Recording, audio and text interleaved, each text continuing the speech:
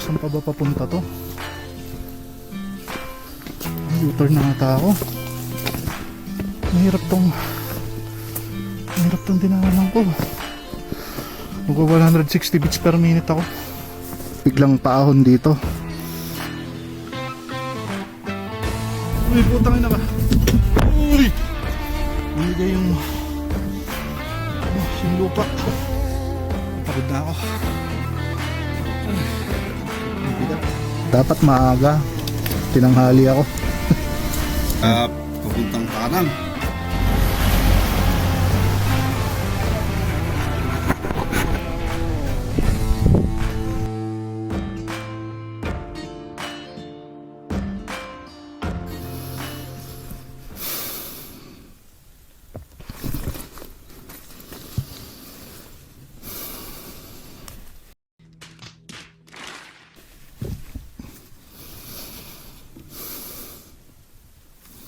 Tapos paahon pa dito.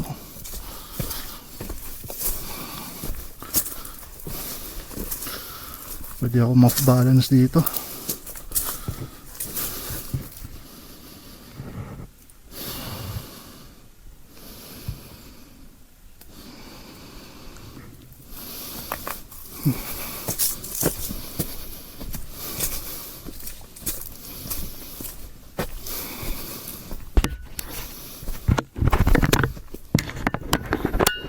Saan pa ba papunta to?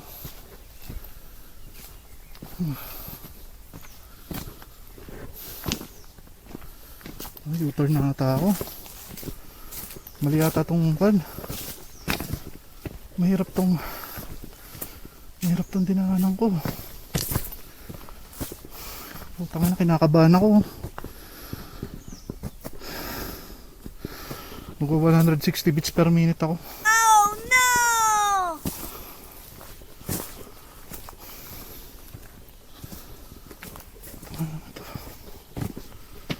Oh, grabe. Oh, putang ina. U-turn ako, U-turn. Putang ina. It is what it is. Oh, shit.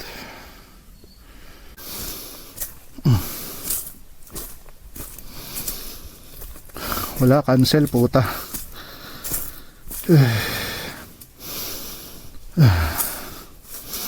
Kaya dyan eh, kaya naman sa gitna. Ito yung biglang paahon dito. Pag na-lose-track ako dyan, kaso ang hirap din dun eh.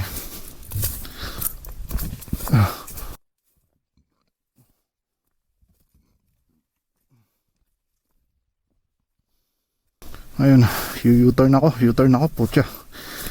Ayoko na.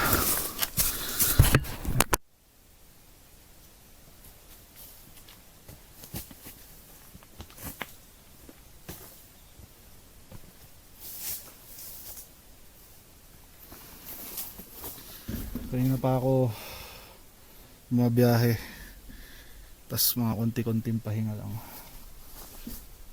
Okay, so wala, hindi ko na isusugal to.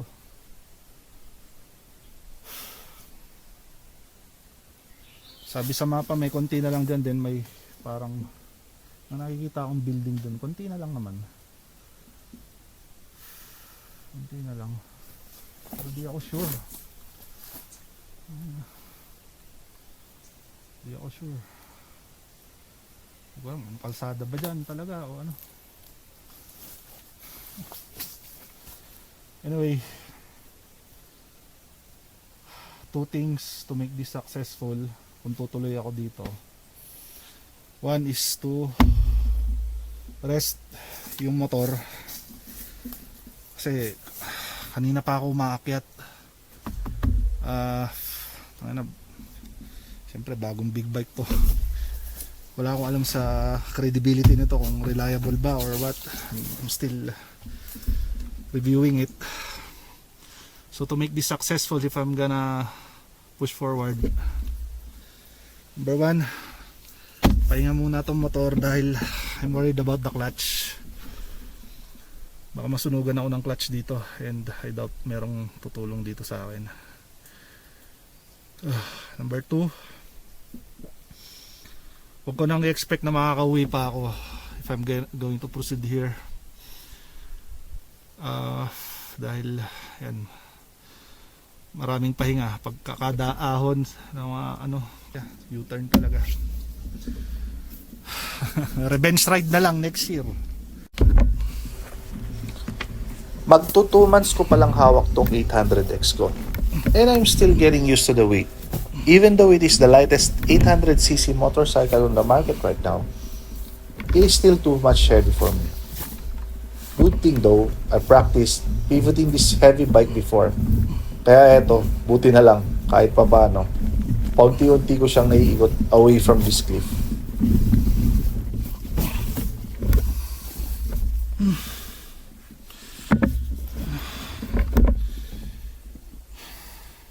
60 beats per minute.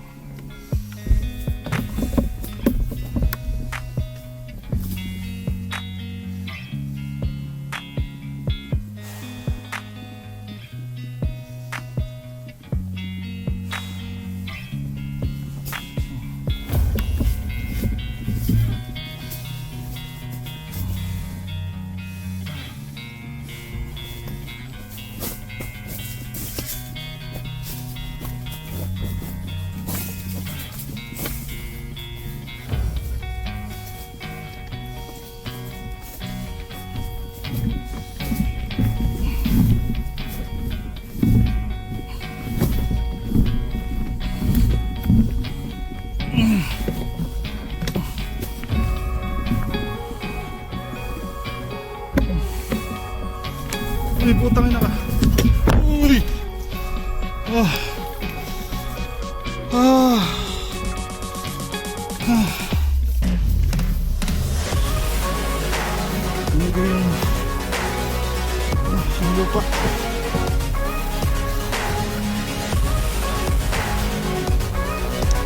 Hindi nakastand. Pagod na ako.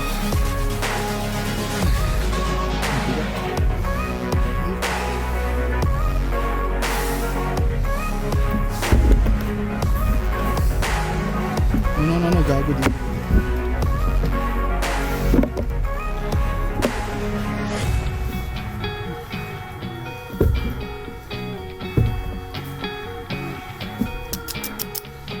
Ah!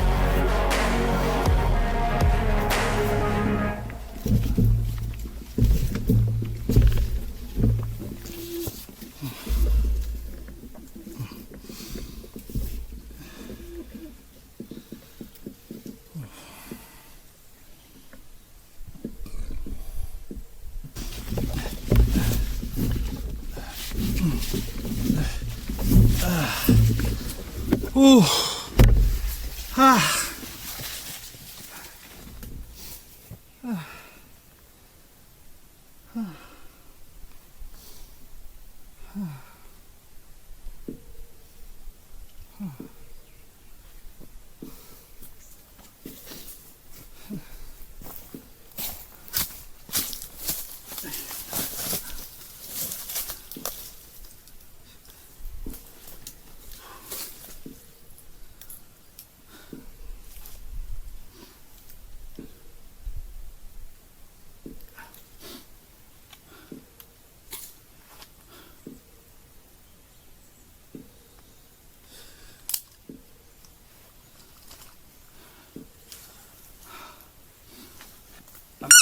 Google Maps.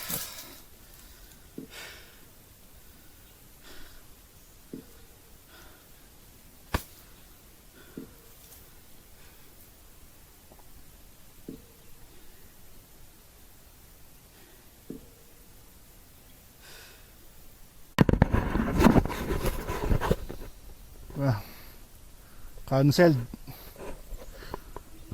Rest back ride na lang pag nahanap na natin yung tamang rota.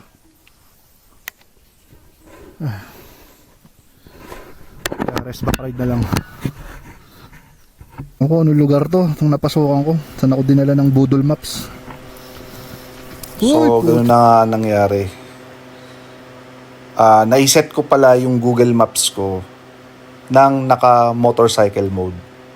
So, definitely, ang iseset ni Google Maps as part of its algorithm is to find the shortest path dun sa intended destination mo based on what kind of vehicle na naiset mo dun sa maps. So, ayan, medyo naligaw pa nga ako nung una dyan. Ayan, tapos nag-U-turn ako pabalik dun sa route na sinet niya. Ayan. Dito ako actually dumaan eh. Nai-record ko yung dinaanan ko. So, yung sa dulo ng blue line na yan yung bangin na hindi ko na sinugal daanan. So, as you can see here, ayan, konti na lang. Parang mga less than a kilometer na lang yung trails dyan, then kalsada na.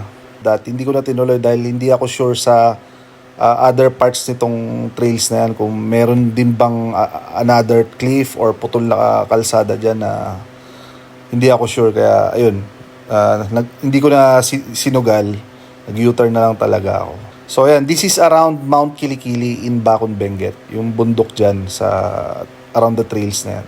So dapat pala nag-stay lang ako dun sa sa kalsada, paikot dito sa Mount Kilikili na yan, going to the TMB gas station all the way to the entry point to the Takadang Trails. So yeah, that's it. So kung magta-travel kayo, always set your Google Maps to 4 wheels kahit nakamotor kayo.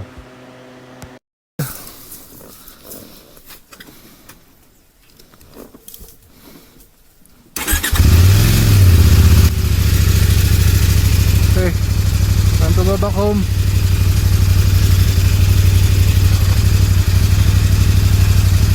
Na-explore natin, di ba?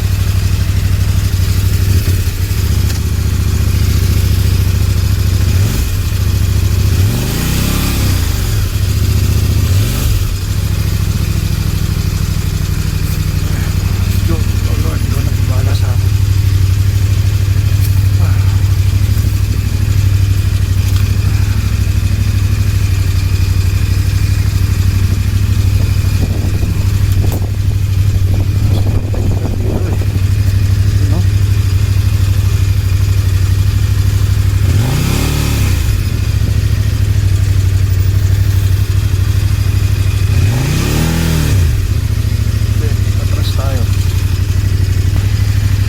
Bike na nga lang, di mo pa mabuhat. Nagdala ka pa ng big bike sa bundok.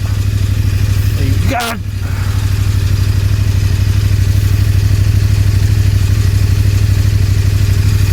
Siyempre lang tayo dito. Buwerta ng konti. Ayan, sige bitaw.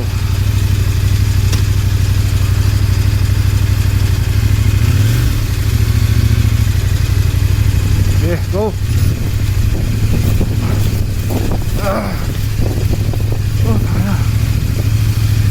Sakit na ng kamay ko. Patay bunga biyahe. So, at this point, may iniinda na akong sakit dito sa aking kaliwang kamay na na-sprain ko dahil sa kakaikot sa mabigat na motor kanina dun sa bangin. So, ngayon, ang pinaka-focus ko ay ang makalabas dito sa trails, makabalik sa kalsada, and from there, make a decision to continue going to Takadang Trails or go home in time for the Noche Buena.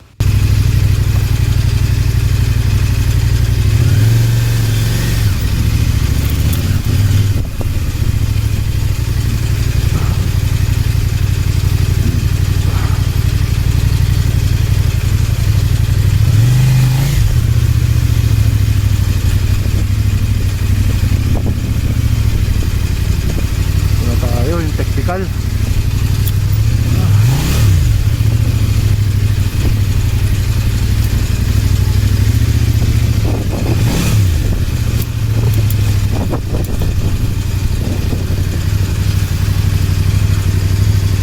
Okay, stay on the right. Stay on the right. Good momentum.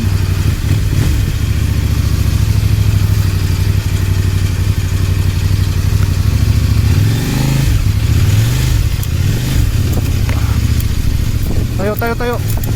Yan, ganyan, ganun, tayo. Tumayo ka kasi. Okay, so dahil enthusiast tayo ng solo riding, ito yung nakakatuwa sa akin eh. Kino-coaching ko yung sarili ko dahil walang kasama.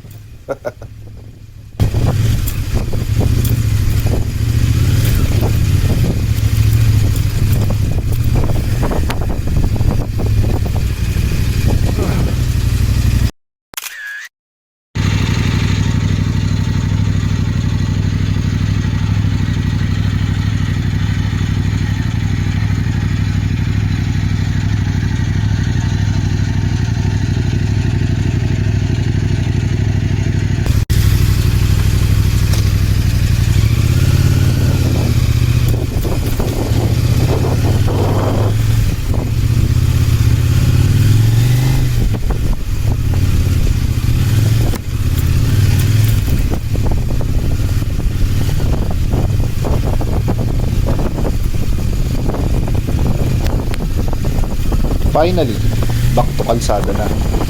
Napa-worry talaga ako dun sa bangin na yun.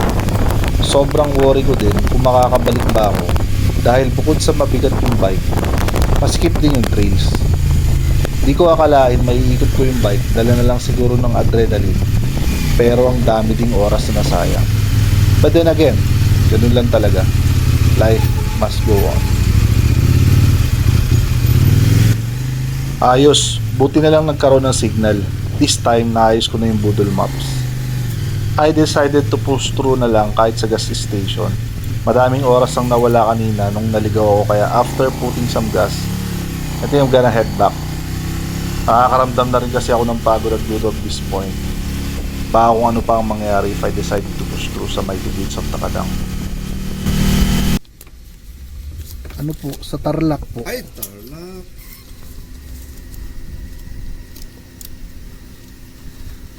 Dapat maaga. Tinanghali ako. Eh, pwede naman. Dapat ano. Di po pa uwi pa kasi ako niyan eh. Patarlak pa ako niyan, hindi ako hindi ako mag-hotel oh.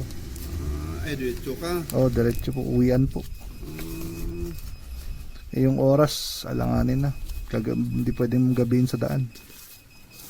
Pwede bumalik ka uli. Oo, balik na po ako. Hindi ka papuntang Takadang. Siguro titingnan ko lang po yung kanto papasok para next time Ay. babalikan ko na lang. Ngayon wala kapos na sa oras eh. Oo. Gagabihin na ako pag tinuloy ko pa doon. Mahirap pa daw doon sa loob.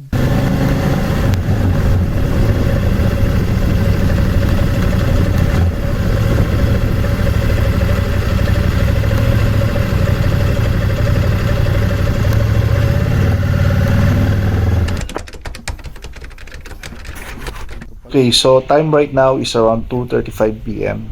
and I have been traveling for more than 9 hours na. Kasama na ang pahinga. Now, considering na 1 hour lang daw away ang Takadang Elementary School, one way as per the map, I will not proceed further on. Dahil alam kong napaka-technical ng trails dito, mag-isa lang ako, pagod na at may injury pa sa kamay. And duda na ako if I can still navigate yung twisty roads ng Benguet pabalik. And nighttime driving pa. However, I still feel empty-handed. And syempre, nagugutom na rin. Kaya naisip ko na dumiretso muna dito sa poblasyon, Bakun, Benguet, to resupply. Malapit lang naman na, and I think meron natang mga point of interest dito na pwede kong bisitahin before going home.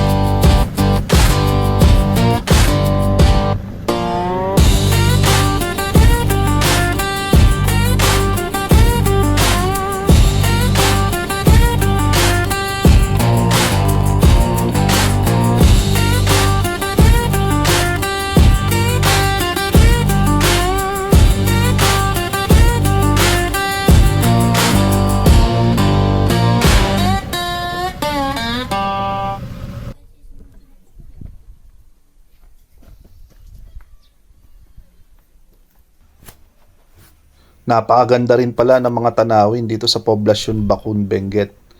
The videos and photos na nakukuha ng camera will not do justice to the beauty of the mountains na masisilayan dito. You just gotta have to see it for yourself to appreciate the surroundings here. Siya nga pala, meron palang point of interest dito na nalaman ko lang nung nakauwi na ako. Dito pala sa poblasyon Bakun, Benguet, makikita yung famous na basketball court na may magandang mountain views. Nandyan lang yan sa baba kung saan ako nakatayo, so sayang hindi ko nakita.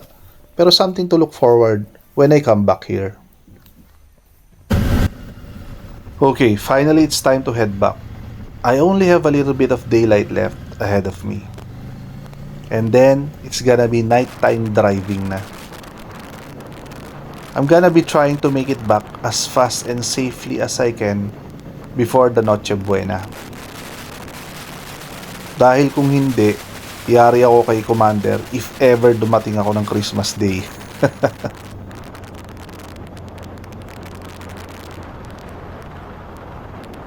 Yun nga lang, bigla ako nagka-problema.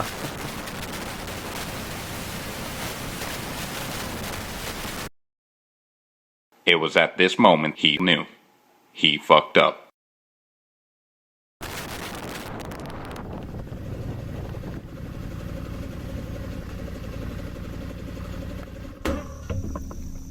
Tingnan mo nga naman ang kamalasan, no?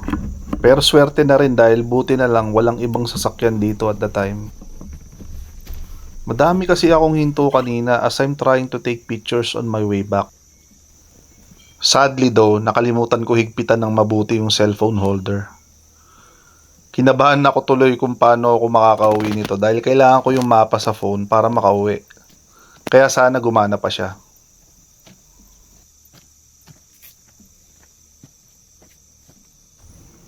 Maybe now is the time to switch sa quad lock cellphone holder.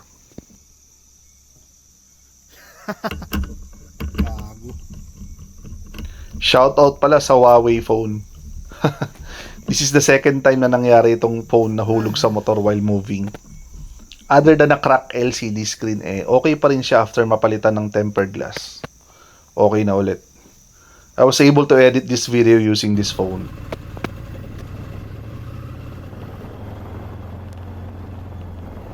So yeah, there it is.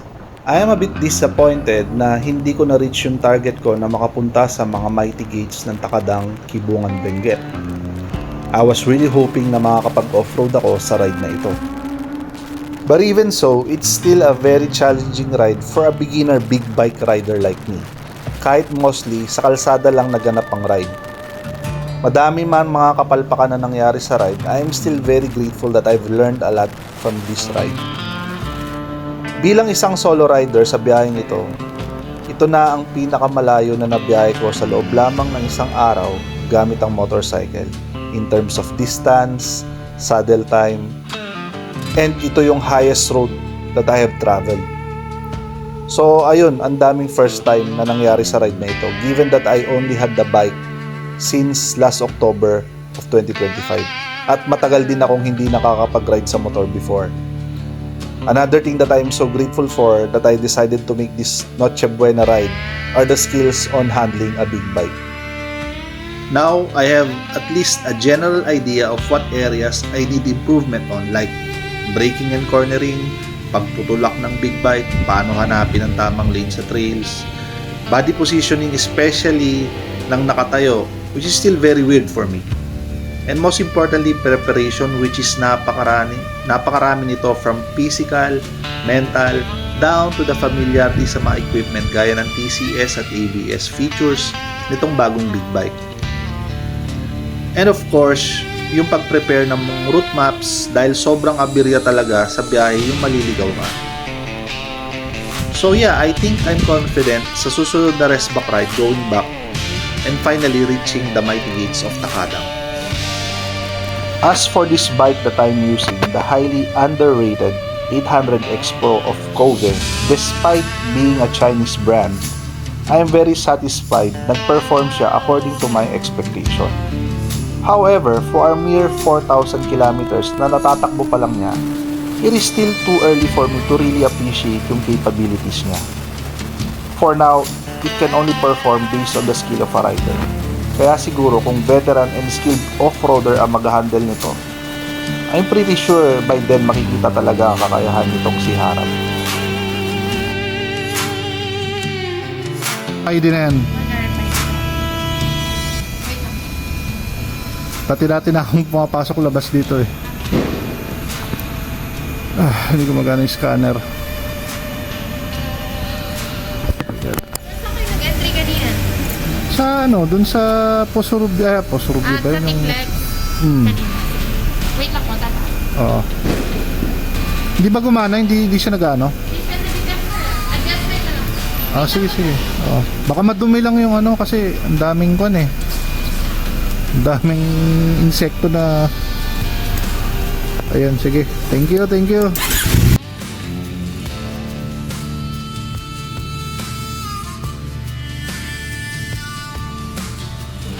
For now, I am satisfied that I made this long trip without serious issues, especially on the expressway. Talagang nakita ko yung power niya. I really can't wait to learn yung mga skills na dapat kong matutunan to really make use ang mga potential pa nitong Kove 800X Pro.